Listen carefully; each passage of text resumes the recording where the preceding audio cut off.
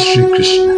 नमस्कार साथियों, एक नई श्रृंखला शुरू कर रहा हूं श्रीमद् भगवद गीता।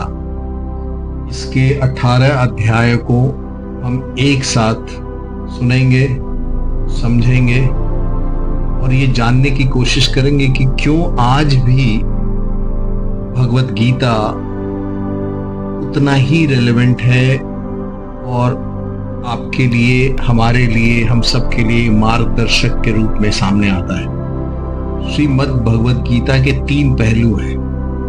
पहला तो स्वयं कृष्ण, दूसरा अर्जुन या अर्जुन की जगह हम सब, और तीसरा जितनी भी परेशानियां हैं उसके जवाब। गीता में अगर कुछ विशेष है तो वो है श्री कृष्ण, बाकी हम सब निमित्त हैं, साधन है। लेकिन ये मेरा खास प्रयास है कि हमारे आज के जमाने में ये ग्रंथ हमें रास्ता दिखाए, आसानी से गीता को हम सब समझ पाएं और अपने रोजमर्रा के जीवन में इसका उपयोग कर पाएं। वैसे गीता के बारे में बहुत कुछ कहा गया है, सुना गया है। शायद ही कोई ऐसा ग्रंथ, धर्म ग्रंथ होगा जिस पर इतना लिखा गया। ऐसा क्या खास है गीता में कि समय समय पर यह और भी आवश्यक और मार्गदर्शक होती जा रही है। एकदम साधारण भाषा में अगर कहें तो भगवद गीता एक उत्तर है।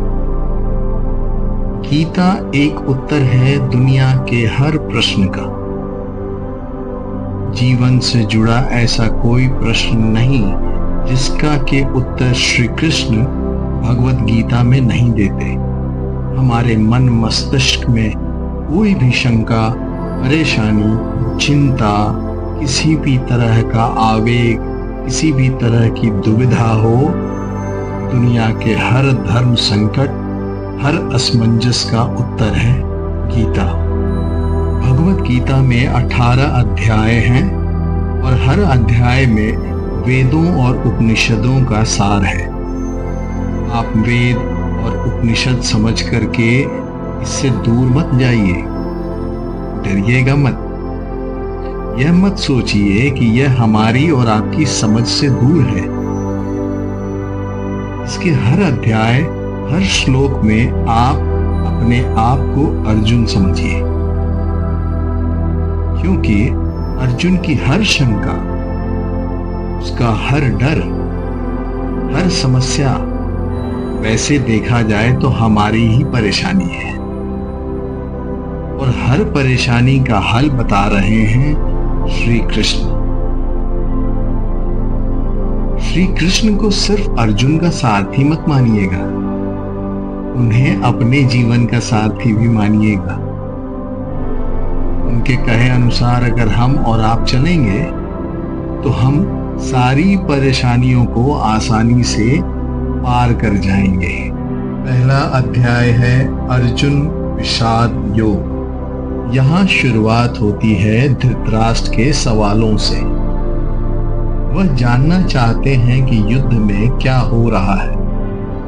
उनका पुत्र दुर्योधन और उनकी सेना क्या कर रही है और साथ ही में पांडु पुत्रों की सेना क्या कर रही है। उसके बाद दोनों सेनाओं के शूरवीरों का वर्णन और उसके बाद आता है अर्जुन का विषाद, मतलब कि उनका दुख, उनकी समस्या और उनका धर्म संकट। आइए अब प्रथम अध्याय के दूसरे भाग में प्रथम अध्याय का शेष भाग सुनते हैं। तत्र पश्य स्थितान् पार्थः पितॄनथ पितामहान् आचार्यान् मातुलान् भ्रातॄन् पुत्रान् पौत्रान् सखींस्तथा। कुंती का एक नाम पृथा भी था। पृथा पुत्र अर्थात कुंती पुत्र। पार्थ दोनों ही सेनाओं के मध्य में उपस्थित ताऊ चाचा, दादा, परदादा, गुरु, मामा, भाइयों, पुत्रों, पोतों को देख रहे हैं। महाभारत को इसलिए तो धर्म युद्ध कहा गया है। ऐसा युद्ध जो धर्म के लिए किया गया था, और इस युद्ध का एक बड़ा परिवार दो हिस्सों में बट गया था। आधी सगे संबंधी एक तरफ और आधे दूसरी तरफ। हर किसी को फैसला करना था कि वह युद्ध में किसका साथ देना चाहता है, दुर्योधन का या अर्जुन का। श्वशुरान् सुहृदश्चैव सेनयोरुभयोरपि तान् समीक्ष्य स कौन्तेयः सर्वान् बन्धूनवस्थितान्। देखिए कितनी बड़ी दुविधा है। इन सब सगे संबंधियों के साथ साथ अर्जुन अपने मित्रों को, ससुरों को, सुहृदयों को देख रहे हैं, विचार कर रहे हैं। पूरा जीवन पांडु पुत्रों और धृतराष्ट्र पुत्रों के साथ बिताया। सारे संबंधी एक ही तो हैं। दोनों पक्ष में अपने ही तो लोग हैं, किंतु अब अपनों के ही दो पक्ष बन गए हैं। उनमें से एक पक्ष शत्रु का है। हर किसी से अर्जुन की लड़ाई नहीं थी, लेकिन अब युद्ध में वह उसके शत्रु थे और उसे उनके साथ लड़ना होगा। कृपया परयाविष्टः विषीदन्निदमब्रवीत्। अर्जुन उवाच दृष्ट्वेमं स्वजनं कृष्ण युयुत्सुं समुपस्थितम्। अपने करीबी एकदम अपने अर्जुन के सामने खड़े थे, लेकिन शत्रु पक्ष में उन उपस्थित संपूर्ण बंधुओं को देखकर कुंती पुत्र अर्जुन अत्यंत करुणा से युक्त होकर शोक करते हुए श्री कृष्ण से कह रहे हैं। यहीं से शुरुआत होती है, आरंभ होता है अर्जुन के विषाद का, जिसके लिए संपूर्ण गीता की रचना हुई। कृष्ण को मार्गदर्शन के लिए एक ऐसी रचना करनी पड़ी जो हमेशा हमेशा के लिए हर किसी को सही राह पर चलने के लिए प्रेरित करती रही और आगे भी प्रेरित करती रहेगी। सीदन्ति मम गात्राणि मुखं च परिशुष्यति वेपतुश्च शरीरे मे रोमहर्षश्च जायते। युद्ध की बात करना आसान होता है, युद्ध करना कठिन। ऐसा ही अर्जुन के साथ हुआ, ऐसा ही हम सबके साथ होता है। ऐसी ही शंका का समाधान भगवद गीता से श्री कृष्ण के द्वारा हमें मिलता है। दुखी अर्जुन कहते हैं, हे कृष्ण, युद्ध क्षेत्र में डटे हुए युद्ध के अभिलाषी इस स्वजन समुदाय अपनों को देखकर मेरे अंग शिथिल हुए जा रहे हैं। जैसे अंगों में शक्ति ना हो और मुख सूखा जा रहा है तथा मेरे शरीर में कंप रोमांच हो रहा है।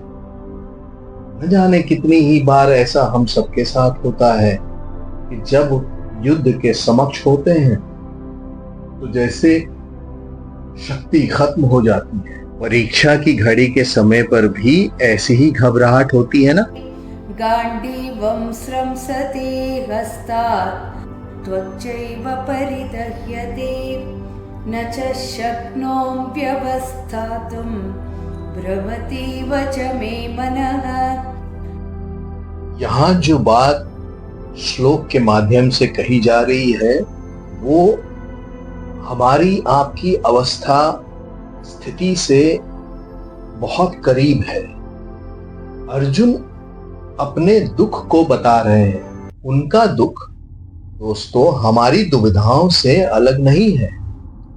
चाहे हम परीक्षा दे रहे हों, चाहे बिजनेस करने जा रहे हों, चाहे कोई बड़ा मैच खेलने जा रहे हों, कितने ही ऐसे मौके आते हैं जब हम स्वयं को अर्जुन की अवस्था में पाते हैं। लगता है जैसे कि हम युद्ध के लायक ही नहीं हैं। युद्ध हम कर ही नहीं पाएंगे। अर्जुन के हाथ से उनका गांडीव धनुष गिर रहा है और त्वचा भी बहुत जल रही है तथा उनका मन भ्रमित सा हो रहा है, इसलिए वह खड़े रहने में भी समर्थ नहीं है। निमित्तानि च पश्यामि विपरीतानि केशव न च श्रेयोनुपश्यामि हत्वा स्वजनमाहवे।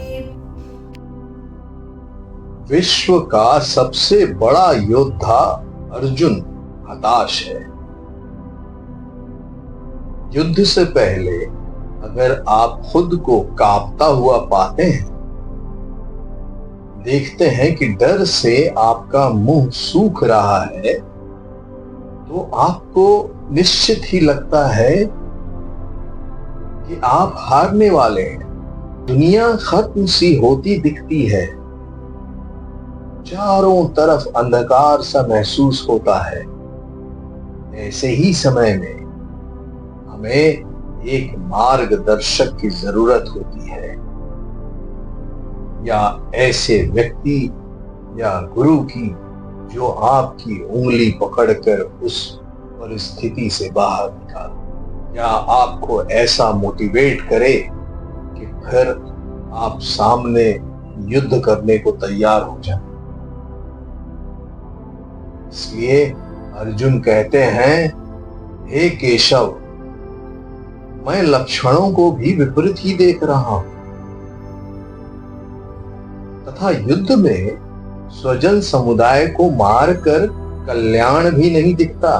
यानी अपनों की जान लेके मुझे क्या फायदा होगा। न कांक्षे विजयं कृष्ण न च राज्यं सुखानि च किं नो राज्येन गोविन्द किं भोगैर्जीवितेन वा। अर्जुन बात को स्पष्ट रखते हैं। डर में सब व्यर्थ लगता है। अर्जुन कहते हैं, हे कृष्ण, मैं ना तो विजय चाहता हूं और ना राज्य, और ना ही मैं सुखों को चाहता हूं। हे गोविंद, हमें ऐसे राज्य से क्या प्रयोजन है, अथवा ऐसे भोगों से और जीवन से भी क्या लाभ है।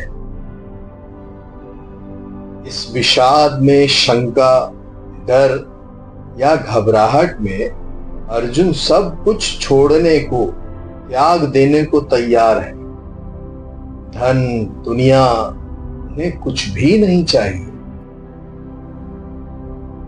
वह ऐसे भयभीत और डर गए हैं कि दुनिया की हर खुशी को छोड़कर इस समय बस इस युद्ध से बचना चाहते हैं।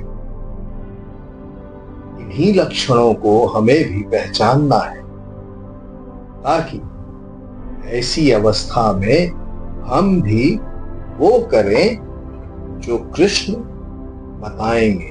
येषामर्थे काक्षितं नः राज्यं भोगा सुखानि च त इमेव स्थिता युद्धे प्राणान् त्यक्त्वा धनानि च। अर्जुन कहते हैं, हमें जिनके लिए राज्य, भोग और सुखादि अभीष्ट है, वही यह सब धन और जीवन की आशा को त्याग कर युद्ध में खड़े हैं। सोचिए, जीवन का हर युद्ध, हर काम हम अपनों के लिए करते हैं। हमारा सारा काम, सारे फायदे, सारी सुख, शांति, भाग दौड़ सिर्फ और सिर्फ अपनों के लिए होती है। और यहां पर हमें अपनों को ही मारना पड़ रहा है। इससे बड़ी क्या दुविधा होगी। अब वही अपने आप को मारने के लिए खड़े हैं और आपको भी उन्हें मारना पड़ेगा। ऐसी दुनिया किस काम की? यही उलझन अर्जुन के मन में है और ऐसी ही उलझने हमें भी कई बार देखने को मिलती है। आचार्याः पितरः पुत्राः तथैव च पितामहाः मातुलाः श्वशुराः पौत्राः शाला संबंधिनस्तथा। अर्जुन के सामने खड़े हैं उनके गुरुजन, ताऊ, चाचे, लड़के, दादे, मामे, ससुर, पौत्र, साले और भी कई सारे संबंधी लोग। अर्जुन अपने हर संबंधी को करीब से पहचान रहे हैं और पहचान कर उन्हें बता भी रहे हैं। एतान्नहन्तुमिच्छामि घ्नतोऽपि मधुसूदन अपि त्रैलोक्यराज्यस्य हेतोः किं नु मयि कृते। अगर आप युद्ध करने का निर्णय लेते हैं तो क्या आप यह कह सकते हैं कि मैं इस शत्रु को मारूंगा और उसे नहीं? नहीं ना। युद्ध में तो हर कोई एक सैनिक होता है और अगर वह शत्रु पक्ष से है तो आपने उसको मारना ही है। यही दुविधा है अर्जुन की जो वो बता रहे हैं। वो कहते हैं, हे मधुसूदन, मेरे मारने पर अथवा तीनों लोगों के राज्य के लिए भी मैं इन सबको मारना नहीं चाहता। फिर पृथ्वी के लिए तो कहना ही क्या। देखा दोस्तों, 3 लोगों का राज्य भी अर्जुन को नहीं चाहिए। अगर उसके लिए उसे अपनों का वध करना पड़ता है तो उसे वह नहीं चाहिए। दोस्तों, जीवन में कई बार ऐसी घड़ी आती है जब हमको जो सबसे प्रिय है उसका त्याग करना पड़ता है, क्योंकि हमें अपने ध्येय की ओर बढ़ना पड़ता है और अगर हम ऐसा करते हैं तभी हमें ध्येय की प्राप्ति होती है। तब क्या अपनी सबसे प्यारी चीज को हम छोड़ सकते हैं? निहत्य धार्तराष्ट्रान्नः का प्रीतिः स्यात् जनार्दन पापमेवाश्रयेदस्मात् हत्वैतानाततायिनः। अर्जुन आगे कहते हैं, हे जनार्दन, धृतराष्ट्र के पुत्रों को मारकर हमें क्या प्रसन्नता होगी? इन आतताइयों को मारकर हमें तो पाप ही लगेगा ना।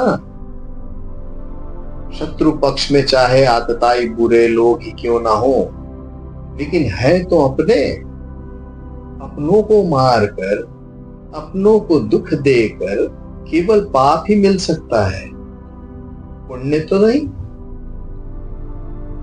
ये कुरु पुत्रों के लालच का ही परिणाम था कि भाई भाई आमने सामने थे।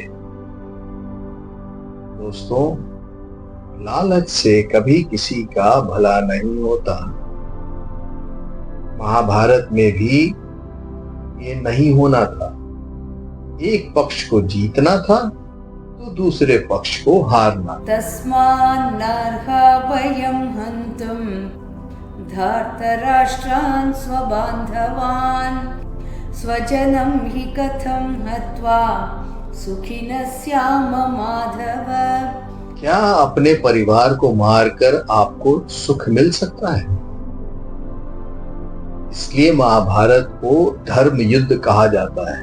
जब ऐसा धर्म संकट हो तो आप क्या करें? अर्जुन पूछते हैं, हे माधव, अपने ही बांधव धृतराष्ट्र के पुत्र को मारने के लिए हम योग्य नहीं हैं, क्योंकि अपने ही कुटुंब को मारकर हम कैसे सुखी होंगे? दोस्तों, जब कभी आपके सामने ऐसी स्थिति आए जिसमें लालच की वजह से बंटवारा हो रहा हो या झगड़ा हो रहा हो, तो ठंडे दिमाग से अर्जुन की इस हालत के बारे में सोचिएगा और देखिएगा कि इतना करके, दुनिया का सबसे बड़ा युद्ध करके किसको क्या हासिल हुआ। यद्यप्येते न पश्यन्ति लोभोपहत चेतसः कुलक्षयकृतं दोषं मित्रद्रोहे च पातकम् कथं न ज्ञेयमस्माभिः पापादस्मान् निवर्तितुं कुलक्षयकृतं दोषं प्रपश्यद्भिर्जनार्दन। आपका शत्रु किसी भी प्रकार के पाप को करने को तैयार है, लेकिन आप समझते हैं कि जो गलत है, अनुचित है, वो नहीं करना चाहिए। इन 2 श्लोक में अर्जुन ने इसी दुविधा को बताया है।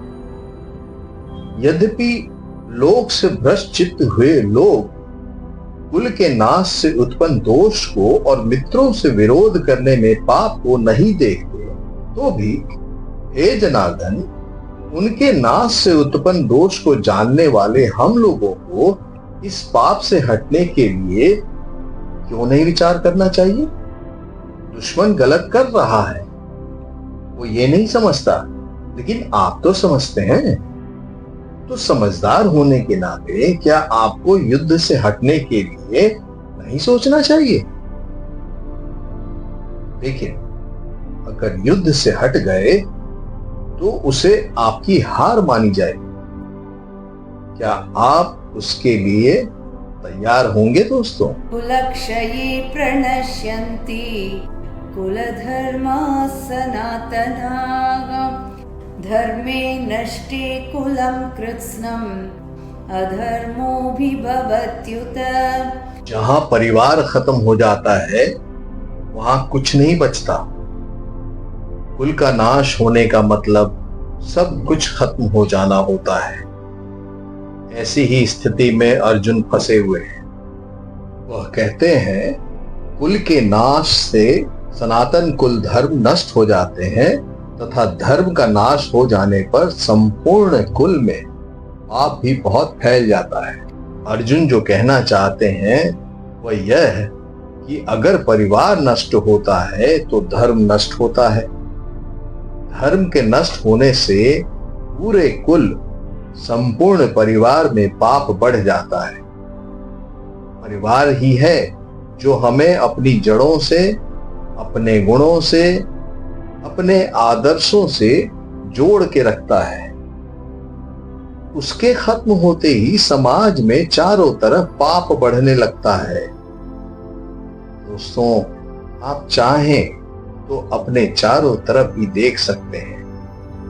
जहां परिवार का सम्मान नहीं, वहां किसी भी बात का सम्मान नहीं होता और समाज पतन की ओर ही जाता है।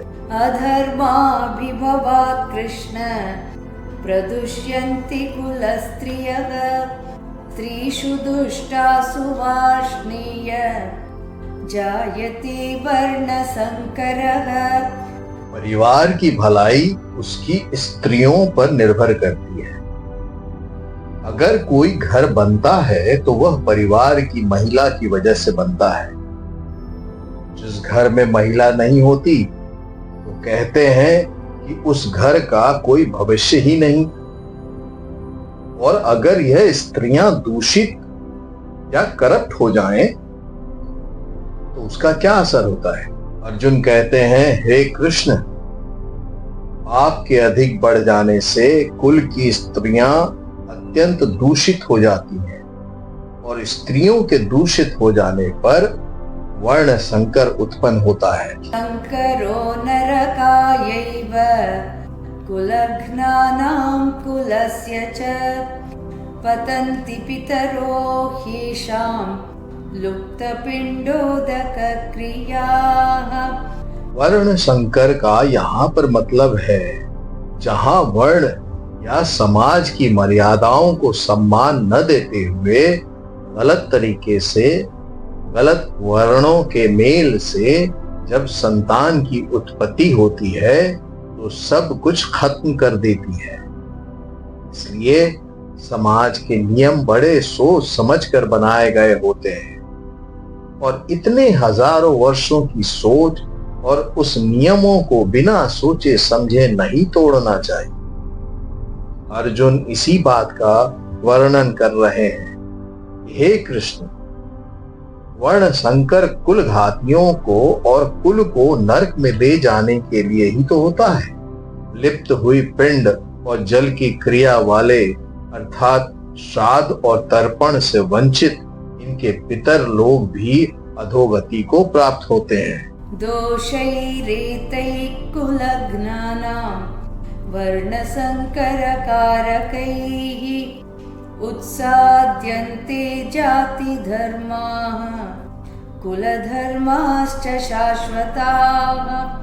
अर्जुन ने कहा, इन वर्ण संकर कारक दोषों से कुल घातियों की सनातन कुल धर्म और जाति धर्म नष्ट हो जाते हैं। जहां वर्ण संकर होता है ना, वहां धर्म का नाश निश्चित है। वर्ण संकर की वजह से, जैसा कि अर्जुन ने बताया, कुल के धर्म का नाश होता है और जाति के धर्म का भी नाश हो जाता है। जब कोई अपने धर्म का पालन नहीं करेगा, अपने कर्तव्य का निर्वाह नहीं करेगा और समाज मनमानी करके अगर कोई नियम नहीं मानेगा तो फिर समाज कैसे रह जाएगा। समाज तो नाम ही कायदे और कानून का है, जहां सब सम्मान से बिना किसी डर के एक साथ रह सकें। उत्सन्न कुलधर्माणां मनुष्याणां जनार्दन नरके नियतं वासः भवतीत्यनुशुश्रुम। जिनका कुल धर्म नष्ट हो गया है, ऐसे मनुष्यों का अनिश्चित काल तक नरक में वास होता है, ऐसा हम सुनते आए हैं। महाभारत के समय कुल की मान्यता इतनी थी कि अगर किसी के कुल का नाश हो जाता था तो माना जाता था कि अब यह हमेशा के लिए नरक में ही रहेगा। इसलिए कुल की रक्षा करना, उसके सम्मान को बचाना, उसका नाम करना इतनी बड़ी बात मानी जाती थी। अर्जुन ही नहीं, ऐसा हम भी सुनते आए हैं कि जो धर्म का, कुल का सम्मान नहीं करते वह सीधे नरक को जाते हैं। इसे आप ऐसा भी मान सकते हैं कि जहां धर्म नहीं होता वह जगह अपने आप ही नरक बन जाती है। अपने चारों तरफ देखिए ना, ऐसी जगह आपको आज के युग में भी दिख जाएगी। अहो बतमहत् पापं कर्तुं व्यवसिता वयं यद्राज्यसुखलोभेन हन्तुं स्वजनमुद्यताः। अर्जुन आगे स्वयं को दोष दे रहे हैं। कह रहे हैं हम लोग बुद्धिमान होकर भी महान पाप करने को तैयार हो गए हैं, जो राज्य और सुख के लोभ से स्वजनों को मारने के लिए उद्वित हो गए हैं। दोस्तों, दुर्योधन जैसा भी है, उसने जो भी निर्णय लिया, लेकिन अर्जुन और उसकी सेना तो समझदार है। तो क्या ऐसा उनके लिए ठीक है? बेवकूफ का पाप शायद माफ भी हो जाए, लेकिन बुद्धिमान से बहुत कुछ की उम्मीद की जाती है। तो क्या समझदार अगर युद्ध के लिए तैयार हो जाता है तो उसकी गलती की माफी मिलेगी? अर्जुन को लगता है कि नहीं मिलेगी। यदि माम प्रतीकारम् अशस्त्रं शस्त्रपाणयः धार्तराष्ट्रारणे हन्युः तन्मे क्षेमतरं भवेत्। आंखें बंद कर किसी अपने के बारे में सोचिए जो आपको बहुत पसंद है, जो आपका अपना है, जिसकी गोद में आप खेले हो, जिसके साथ खेले हों, चाहे वो आपसे बड़ा हो या छोटा हो, क्या आप उसे मारेंगे? अरे उससे अच्छा तो आपको लगेगा कि उसके हाथों आप स्वयं मारे जाएं। यही बात अर्जुन कहते हैं, यदि मुझ शस्त्र रहित एवं सामना न करने वाले को शस्त्र हाथ में लिए हुए धृतराष्ट्र के पुत्र रण में मार डालें, तो वो मरना भी मेरे लिए अधिक कल्याणकारक होगा। संजय उवाच एवमुक्त्वा अर्जुनः संख्ये रथोपस्थ उपाविशत् विसृज्य सशरं चापं शोकसंविघ्नमानसः। संजय जो धृतराष्ट्र को इस महान युद्ध का वर्णन दे रहे हैं, वो बताते हैं, हे धृतराष्ट्र, रणभूमि में शोक से उद्विग्न मन वाले अर्जुन इस प्रकार कहकर बाण सहित धनुष को त्याग कर रथ के पिछले भाग में बैठ गए। यह था पहला अध्याय भगवत गीता का, अर्जुन विषाद योग, जहां अर्जुन के दुख के होने की, उसके मन में शंका आने की बातें हमारे सामने साफ मुखर होकर आती हैं। अब इसके बाद के अध्याय में श्री कृष्ण अर्जुन के दुख का, शंका का, परेशानियों का, हर प्रश्नों का किस तरह भली भांति उत्तर देंगे, उसे जानेंगे और सुनेंगे। तो दोस्तों, यह था भगवत गीता का प्रथम अध्याय, अर्जुन विषाद योग। अगले अध्याय को सुनने के लिए और उसकी जानकारी पाने के लिए चैनल को सब्सक्राइब करना एवं बेल आइकन को हिट करना ना भूलें। जय श्री कृष्ण। ॐ तत्सदिति श्रीमद्भगवद्गीतासु उपनिषत्सु ब्रह्मविद्यायां योगशास्त्रे श्रीकृष्णार्जुनसंवादे अर्जुनविषादयोगो नाम प्रथमोऽध्यायः।